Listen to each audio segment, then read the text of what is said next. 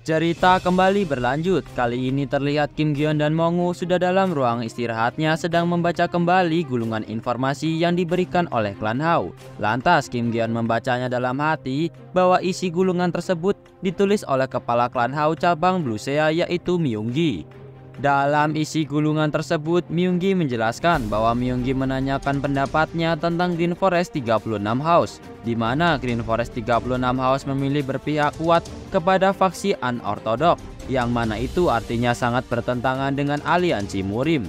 Myunggi menjelaskan dalam gulungannya tersebut, jika saja kultus Mongu dapat membujuk Green Forest 36 House untuk bekerja sama dengan kultus Mongu, tentu itu akan menambah kekuatan yang signifikan kepada kultus Mongu. Apalagi di dalam 36 house tersebut ada seseorang bernama Six Heavenly Evil yang merupakan kepala 36 house tersebut. Dan diketahui kekuatannya cukup membuat dirinya masuk ke dalam 10 master. Dalam diamnya membaca isi gulungan tersebut, Kim Gyeon terkejut dan bergumam dalam hati terkait dengan informasi dari Six Heavenly Evil, dan berpikir bahwa jika saja mereka dapat berpihak kepada kultus Mongu, tentu itu adalah keuntungan bagi kultus. Lantas kemudian Kim Gyeon berbaring dalam kasurnya dan berkata lirih bahwa hal tersebut akan dipikirkannya nanti, dan saat ini sebaiknya dirinya akan beristirahat. Keesokan harinya terdengar suara yang membangunkan Kim Gyeon dengan berkata, pemimpin kultus sudah pagi, persiapan untuk pemberangkatannya telah selesai, dan menyuruh Kim Gyeon untuk bangun. Ternyata itu adalah Dong Hwang dengan memasang wajah seramnya ada di depan wajah dari Kim Gyeon ini. Terlihat juga Haru di sana yang mengucapkan selamat pagi kepada Kim Gyeon dengan mengatakan selamat pagi pemimpin kultus. Di sini Kim Gyeon hanya bisa terdiam atas kemunculan Dong Hwang dan Haru. Dong Hwang juga mengatakan lagi bahwa dirinya begitu bersemangat hingga membuatnya tidak bisa tidur semalaman. Setelah berkata seperti itu, Kim Gyeon dengan refleksnya menampar Dong Hwang ini dengan keras. Setelah menampar Dong Hwang yang mengagetkan dengan wajah seramnya, Kim Gyeon lantas bangkit dan berpikir bahwa dirinya mengira mengalami kelumpuhan saat tidur.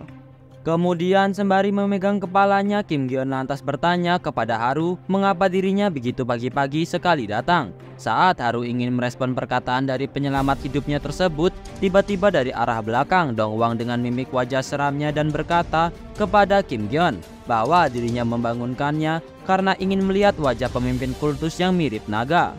Terdengar suara dari arah lain, apa dirinya sedang cari mati setelah Dong Hwang berkata seperti itu.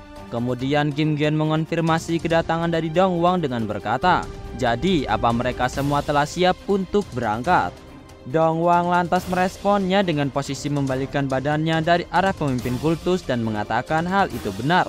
Namun setelah itu Dong Hwang memutar badannya ke arah Kim Gyeon sembari menunjukkan sebuah jubah untuk dipakai oleh Kim Gyeon dengan mengatakan bahwa bagaimana jika pemimpin kultus memakai jubah ini. Dirinya sudah menyiapkan setelan yang cocok untuk sang pemimpin kultus Mongu.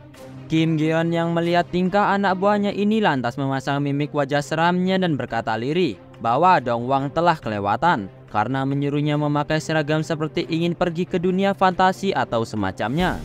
Namun Haru yang melihat jubah tersebut malah dibuat takjub dan mengatakan bahwa jubah itu sangatlah bagus. Di sini Kim Gyeon hanya terdiam melihat tanggapan Haru soal jubahnya. Dong Hwang lantas merespon perkataan Haru yang mengatakan jubahnya bagus ini dengan berkata, walau begitu tapi sangat disayangkan bahwa pemimpin kultus tidak membutuhkannya. Di sini Kim Gyeon hanya bisa memasang mimik wajah konyolnya, dan tak lama setelah itu Kim Gyeon telah siap dengan memakai jubah yang telah disiapkan oleh Dong Hwang. Dong Hwang dan Haru yang melihat tampilan dari sang pemimpin kultus Mongu hanya bisa terkesima dan mengatakan bahwa memang yang dapat melengkapi baju adalah tampilan wajah, dan itu sangat cocok dipakai oleh pemimpin kultus. Tak hanya Dong Hwang, Haru juga menyanjung tampilan pemimpin kultus dengan mengatakan bahwa dirinya terlihat begitu mempesona. Kim Gyeon yang melihat tanggapan bawahannya itu dengan pura-pura tidak peduli lantas mengatakan bahwa yang terpenting saat ini adalah mereka harus cepat bergegas. Saat tengah berjalan terdengar suara yang memanggilnya. Kim Gyeon yang harus menelan harga dirinya ini melirik sembari menjawab dengan berkata, "Apa?" Namun Haru dengan wajah lugu dan memberi hormat mengucapkan pesan untuk pemimpin kultus berhati-hati dalam perjalanannya, sementara dirinya akan bermain dengan rajin. Mendengar ucapan haru barusan membuat Kim Gyeon hanya bisa tersenyum kecil sembari melanjutkan langkah kakinya berkata lirik, bermainlah sepuasnya, itu juga demi diriku. Di luar markas terlihat anggota kultus Mongu yang tengah mempersiapkan perjalanan Kim Gyeon dengan membawa banyak barang. Di sini Kim Gyeon menanyakan kepada Dongwang kenapa banyak sekali barang yang dibawa sedangkan kepergiannya hanya berdua dengan Dongwang. Mendengar pernyataan dari pemimpinnya itu, Dongwang hanya bisa memasang mimik wajah konyol dan ingin berdalih. Namun sebelum Dongwang menjelaskannya, terdengar suara yang menyapa Kim Gyeon dengan mengatakan, "Halo pemimpin kultus." Ternyata itu adalah tetua ketiga yang menyapa dan melanjutkan perkataannya bahwa barang-barang tersebut adalah miliknya, karena dilihat dari perjalanan ini akan sangat panjang. Kim Gyeon yang mendengar hal itu lantas memotong ucapan dari tetua ketiga dengan bertanya, apa dirinya akan ikut dalam perjalanan ini. Tetua ketiga dengan tegas merespon pertanyaan dari pemimpin kultusnya tersebut bahwa hal itu tentu saja dirinya ikut karena belajar dari kejadian terdahulu ketika berhadapan dengan Sekte Kunlun karena menimbang bahwa musibah tidak tahu kapan akan datang. Kim Gyeon sembari memegang dagunya bergumam dalam hati dengan mengatakan keikutsertaan tetua ketiga adalah hal yang bagus daripada hanya bersama Dongwang saja. Namun, di sini lantas Kim Gyeon mengomentari apa dirinya akan berpenampilan seperti itu. Terlihat penampilan dari tetua ketiga yang amat begitu seksi dengan gaun kuning yang ia kenakan. Tetua ketiga menjawabnya dengan manja bahwa hal itu tentu saja dan bertanya apa penampilannya begitu berlebihan. Dengan mimik muka datar, Kim Gyeon menjawabnya bahwa itu sangat berlebihan dan menyuruh tetua ketiga untuk berganti baju. Di dalam perjalanan, Kim menanyakan sebenarnya kemanakah tujuannya kali ini kepada Dongwang. Dongwang menjawab bahwa mereka tidak bisa untuk langsung pergi ke pavilion Black Dragon, tempat dari pemimpinnya berada, sehingga tujuan pertamanya adalah pavilion Black Tiger, tempat sang wakil berada. Mendengar penjelasan dari Dongwang, Kim Gyeon lantas menanyakan kenapa kita tidak bisa langsung ke tempat pemimpinnya berada. Tetua ketiga mencoba menjelaskan bahwa tetap saja itu terserah jika ingin langsung ke tempat sang kepala berada. Soalnya kultus Mongu tidak punya koneksi langsung kepada sang kepala. Jadi mereka harus menemui wakil kepala Black Tiger untuk mengirim surat dahulu demi menyusun pertemuannya. Kim Gyeon langsung paham atas penjelasan dari tetua ketiga dan menanyakan orang seperti apa si wakil kepala yang berada di pavilion Black Tiger itu. Di sini tetua ketiga mencoba menjelaskan bahwa wakil kepala itu adalah orang yang belum selesai tetua menjelaskan tiba-tiba ada sesuatu yang terjadi kepada kereta kudanya membuat Kim Gyeon bertanya-tanya apa yang kini sedang terjadi. Terdengar suara yang mengatakan bahwa kuda penariknya kelelahan. Dongwang lantas memberi sebuah usulan atas masalah ini untuk mereka beristirahat juga dengan berkemah malam ini. Kemudian Kim Gyeon mengiyakan usulan Dongwang tersebut dengan berkata setuju. Malam hari pun tiba, kini terlihat rombongan Kim Gyeon ini sedang menghangatkan tubuh dengan menyalakan api unggun. Terlihat juga beberapa makanan yang tersaji di antara mereka. Lantas tetua ketiga menanyakan kepada pemimpin kultus apakah dirinya menyukai makanan yang telah ia buat. Sambil menyantap hidangan tersebut, Kim Gyeon mengatakan bahwa makanannya sangat layak untuk dimakan. Di momen ini tiba-tiba terdengar suara dari arah sema-sema. Tetua ketiga dan Dongwang dengan tanggap lantas melirik ke arah sumber suara tersebut. Ternyata benar muncul seorang wanita dengan berkata, "Maaf, apa dirinya boleh bertanya?" Ternyata wanita tersebut hanya kelaparan karena berhari-hari dia belum makan dan meminta untuk membagi makanan sedikit untuknya. Tetua ketiga menyikapi wanita misterius ini dengan hanya berdiam dan bergumam dalam hati bahwa perasaannya tidak enak. Tapi kemudian tetua ketiga menanggapi permintaan tolong tersebut dengan mengatakan bahwa mereka bukanlah orang yang kejam sampai tidak ingin berbagi. Namun dilihat dari tampilanmu, sepertinya kau sedang dalam pengejaran oleh seseorang. Lantas tetua ketiga menjelaskan situasi yang sedang dihadapi rombongan kultus Mongu ini. Jika mereka juga dalam bahaya apabila posisinya diketahui oleh seseorang. Namun si wanita kelaparan ini meyakinkan tetua ketiga bahwa dirinya tidak sedang dalam incaran siapapun. Dan langsung saja wanita misterius ini memakan makanan yang sedang dipegang Kim Gyeon dengan lahap dan buru-buru sembari mengatakan bahwa dirinya akan makan lalu pergi dengan cepat. Kim Geon yang melihat tingkah aneh dari wanita misterius yang datang hanya bisa mengamati dan mengatakan dalam hati kecilnya, apakah dia adalah wanita stres? Setelah selesai menyantap makanan itu, dengan cepat wanita misterius ini lantas memberi salam kepada rombongan Kim Geon dan memperkenalkan diri bahwa dia bernama Songkran. Dirinya akan selalu mengingat jasa mereka dan membalas budi. Di sini tetua ketiga menanggapinya dengan mengatakan bahwa terkait dengan hal ini dirinya tidak perlu berterima kasih dan terpaksa harus mengingatkan kembali terkait dengan posisi mereka yang sedang dalam bahaya, sehingga jika telah selesai makan maka berkenan untuk segera pergi. Songkran lantas berdiri dan pergi sembari meminta maaf karena telah merepotkan mereka dan tak lupa mengingatkan untuk menikmati waktunya. Terlihat Kim Geon dan Dong Wang yang hanya terdiam atas ucapan Songkran sebelum meninggalkan mereka dan mengatakan apa maksud yang baru saja ia katakan, sedangkan dia telah menghabiskan makanannya. Tetua ketiga lantas meminta pemimpin kultus untuk beristirahat dahulu ke dalam kereta kuda dan dirinya akan menyiapkan makanan lagi untuknya. Kim Geon menanggapi niat baik dari tetua ketiga dengan mengatakan baiklah. Setelah itu terlihat Kim Geon sudah ada di dekat kereta kudanya hendak masuk. Terdengar dari arah belakang suara telapak kaki kuda. Saat Kim Geon melirik ke arah belakang, sekelompok yang bertanya kepada Kim Geon sembari menunjukkan sebuah poster apakah dirinya pernah melihat sosok wanita ini. Kim Geon hanya bergumam dalam hati melihat poster wanita yang dicari sekelompok orang tersebut, bahwa wanita itu adalah wanita yang tiba-tiba datang meminta makanan sebelumnya. Dengan memasang mimik muka kesal, Kim juga berkata dalam hati bahwa siapa sekelompok orang ini yang berani lancang berbicara seenaknya kepada dirinya. Kemudian Kim Geon menggertak, namun Kim cepat sadar bahwa dirinya juga harus bisa mengontrol emosi sembari menghela nafasnya. Di sini Kim Geon lantas menyuruh mereka untuk pergi dan mengatakan bahwa dirinya tidak mengenal sosok wanita tersebut dan berkata dirinya sudah lelah. Atas sikap Kim Geon yang arogan ini, pemimpin rombongan ini terlihat emosi dengan wajah yang memerah dibuatnya dan berteriak apa dirinya sudah gila dan tidak tahu siapa yang sebenarnya dia hadapi. Apakah dirinya ingin mencari mati? Tak takut akan teriakan rombongan pasukan tersebut, Kim dengan memasang wajah menakutkan meresponnya dengan berkata, apa mereka tahu siapa sebenarnya yang mereka hadapi juga? Terdengar suara kembali yang mengatakan bahwa kami tidak tahu mengenai sosok wanita tersebut dan mengusulkan untuk mengakhiri situasi ini dan melanjutkan urusannya kembali. Ternyata itu adalah tetua ketiga yang datang dan mencairkan suasana panas tersebut. Dengan serius tetua ketiga mengatakan mari untuk menjaga pertumpahan darah yang tidak perlu ini. Merasakan hawa keberadaan yang menakutkan dari tetua ketiga ini, pemimpin rombongan tersebut hanya bisa menelan ludahnya dan berkata, baiklah, namun mereka harus memastikannya sendiri ke dalam kereta untuk memeriksanya. Tetua ketiga kemudian meminta pendapat dari pemimpin kultus dengan menatapnya. Kim Geon langsung paham atas apa yang harus ia lakukan. Saat mencoba membuka pintu keretanya, Kim mengatakan bahwa dirinya benar tidak pernah melihat sosok wanita dalam poster itu dan melontarkan sebuah candaan bahwa mereka adalah orang keras kepala. Apa mereka selama ini selalu saja dibohongi?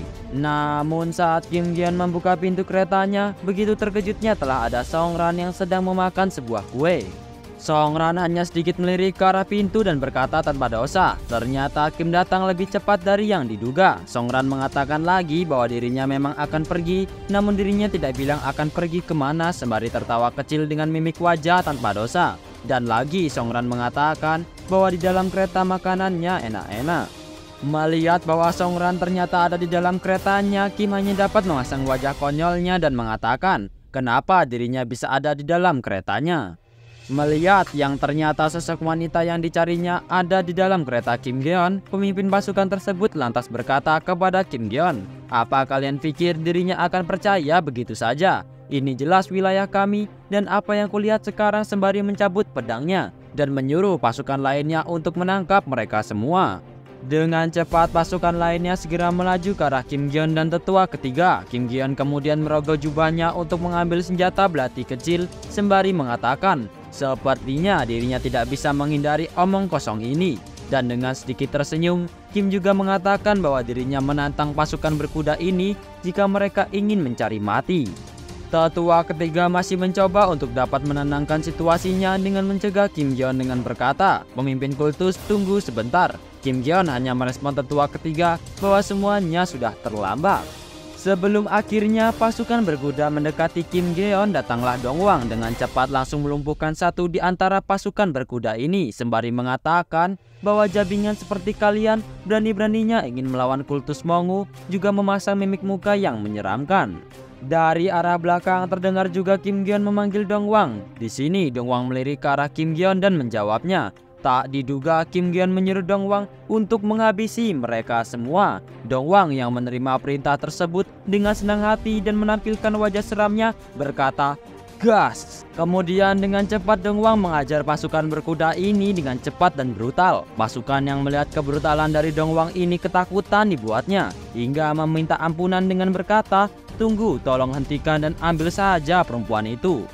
Namun Dongwang tidak menghentikan kebrutalannya dan terlihat pasukan tersebut malah ditendang tepat di muka dengan begitu keras hingga terjatuh dari posisi berkudanya.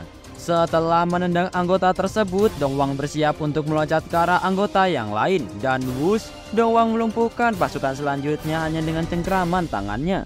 Terlihat anggota yang belum diajar Dongwang ini ketakutan hingga keluar keringat dingin di wajahnya sembari mengatakan bahwa orang gila ini membunuh semuanya dan dengan cepat pergi menjauh dari Dongwang dan bergumam dalam hatinya bahwa dia harus segera melaporkannya.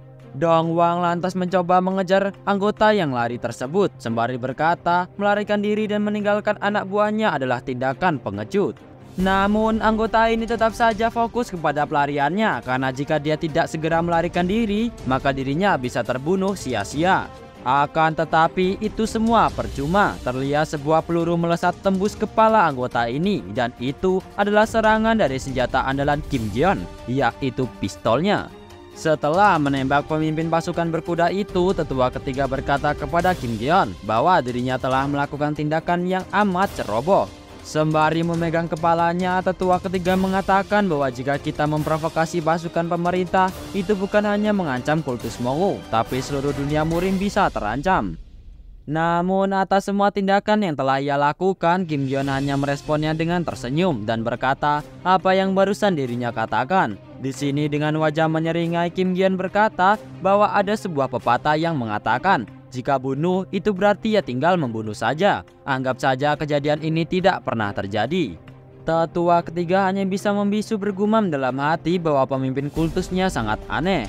Kim Geon lantas memberi sebuah solusi untuk menghubungi pemimpin Green Forest. Di sini Kim menunjuk poster buronan pasukan pemerintah itu. Di sini tetua ketiga masih tidak paham apa yang Kim Geon ingin katakan.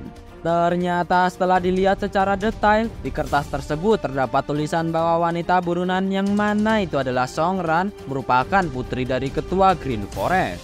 Songran yang melihat kebrutalan Dongwang dan cara melumpuhkan musuh oleh Kim Geon hanya bisa heran kebingungan sembari mengatakan apa yang barusan ia lihat.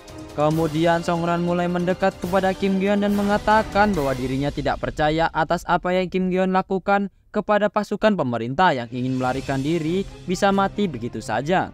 Kim yang mendengar hal tersebut menanggapi Songran dengan mengatakan bahwa apakah dirinya tidak ingin mengatakan sesuatu kepadanya.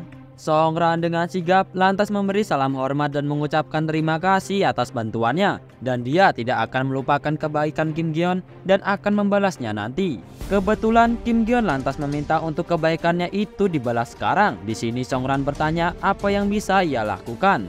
Kim Geon tanpa basa-basi langsung mengucapkan tujuannya untuk dikenalkan dengan ayahnya. Dengan wajah terkejut, Songran malah salah sangka dengan mengatakan apakah ayahnya merupakan tipe dari Kim Geon sembari memasang mimik wajah tidak percaya. Mendengar alasan konyol itu, Kim mengumpat dengan mengatakan matamu. Waktu berlalu, tibalah rombongan dari Kim Geon ini telah dekat di kediaman ayahnya. Songran mengatakan bahwa orang-orangnya akan membantu memandu perjalanan dari sini. Kim Geon hanya bisa melihat dan tak percaya ternyata tempat tinggal kepala Green Forest berada di ketinggian bukit terjal sembari bergumam apakah mereka tinggal di tempat seperti ini. Tak lama datang dua orang yang memanggil Songran dengan sebutan Nona sembari menanyakan apakah dirinya baik-baik saja. Orang tersebut juga berkata bagaimana bisa Nona keluar sendirian tanpa bilang apapun. Songran yang melihat orang-orangnya itu lantas melambaikan tangannya sembari mengatakan bagaimana kabarmu si kembar. Songran berdalih kepergiannya hanya ingin melihat-lihat dan berpetualang sendiri. Salah satu si kembar ini lantas menanyakan siapa orang-orang yang bersamanya tersebut. Songran dengan sopan menunjuk ke arah Kim Gyeon dan mengatakan bahwa mereka adalah penyelamatnya dan memberinya makanan yang begitu lezat. Si kembar yang mendengar penjelasannya lantas memberi hormat kepada rombongan Kim Gyeon dan mengucapkan terima kasih atas nama nonanya yaitu Songran.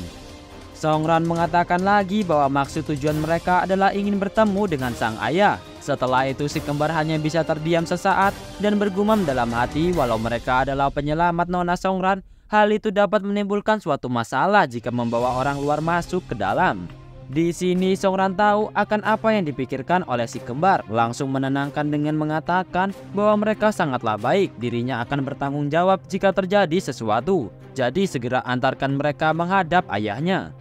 Kemudian kini terlihat tempat kediaman kepala Green Forest yang begitu mewah dan luas. Rombongan Kim Gyeon yang telah masuk ke dalam markas Green Forest hanya bisa takjub akan kemewahan ini. Terlihat juga Dongwang yang berkata wow besarnya. Dan tibalah mereka di sebuah pintu masuk ruangan yang begitu besar. Seseorang mempersilahkan masuk dengan berkata silahkan lewat sini. Kim Gyeon hanya bisa terdiam dan bergumam dalam hati, apa-apaan pintu ruangan ini. Saat pintu besar tersebut telah terbuka lebar, Kim Gyeon, Dongwang dan juga tetua ketiga perlahan mulai masuk. Saat tengah berjalan, terdengar suara yang mengatakan bahwa mendengar kabar kalian adalah penyelamat putriku, tapi apa yang membuat kalian ingin bertemu denganku? Tak disangka telah ada sosok besar yang berada di belakang rombongan kultus Mongu ini. Di sini ketiganya hanya bisa terdiam merasakan ada sesuatu yang besar di belakang mereka. Kim Gyeon penasaran siapa sosok tersebut dengan mencoba melirik ke arah belakang. Di sini tetua ketiga dengan cepat langsung memberi salam hormatnya dan mengenalkan bahwa mereka berasal dari kultus Mongu. Di sini sosok besar tersebut mengatakan sembari melangkah menuju singgasananya bahwa dirinya sudah tahu bahwa mereka berasal dari kultus Mongu. Yang dirinya ingin tahu adalah alasan kenapa mereka ingin sekali bertemu dengannya. Saat telah duduk dalam singgasananya, pemimpin Green Forest ini berkata lagi, apa alasannya? Sebagai seorang pemimpin kultus, Kim Gyeon berusaha bersikap santai dan mengatakan bahwa tujuan ingin menemuinya ialah untuk bisa membantu kultus Mongu dalam menaklukkan dunia Murim. Mendengar tujuan tersebut, pemimpin Green Forest ini tertawa dengan amat keras sampai-sampai membuat sakit telinga dari Kim Gyeon. Kim Gyeon hanya bisa berkata dalam hatinya, kenapa orang tua ini berisik sekali? Pemimpin Green Forest di sini menjelaskan bahwa dirinya memang benci akan aliansi Murim, namun dirinya masih bertanya-tanya kenapa juga harus membantu kalian kultus Mongu. Tak lama setelah itu datang anggota Green Forest yang memanggil ketuanya dan berbisik kepada pemimpin Green Forest. Kim Gyeon hanya bisa bertanya-tanya dalam hatinya, sepertinya ini akan jadi berita yang menyebalkan. Setelah mendengar bisikan dari bawahannya tersebut, pemimpin Green Forest tiba-tiba bersemangat sekali sembari mengatakan bahwa cara itu bisa saja dilakukan. Pemimpin Green Forest lantas mulai bangkit dari singgasananya mendekati Kim Gyeon dengan aura yang menyala. Saat telah berhadapan dengan Kim Gyeon, pemimpin Green Forest ini hendak melakukan sesuatu kepada Kim Gyeon dengan tangannya. Di sini Kim Gyeon sudah bersiap mengambil senjatanya dengan merogoh jubah, sembari bergumam apa yang ingin ia lakukan. Tak disangka pemimpin Green Forest ini memegang kedua pundak Kim Gyeon dan mengatakan bahwa ini bisa dilakukan dengan membuat sesuatu ikatan, dan oleh sebab itu menikahlah dengan putrinya. Mendengar pertanyaan dari pemimpin Forest tersebut, Kim Gyeon hanya bisa terkejut dengan memasang mimik muka konyolnya. Baiklah, segini dulu video pada hari ini. Terima kasih buat kalian yang selalu menonton video Mimin sampai akhir. Dan Mimin minta maaf jika ada salah kata atau pengucapan dalam video. Mimin akhiri, sampai jumpa.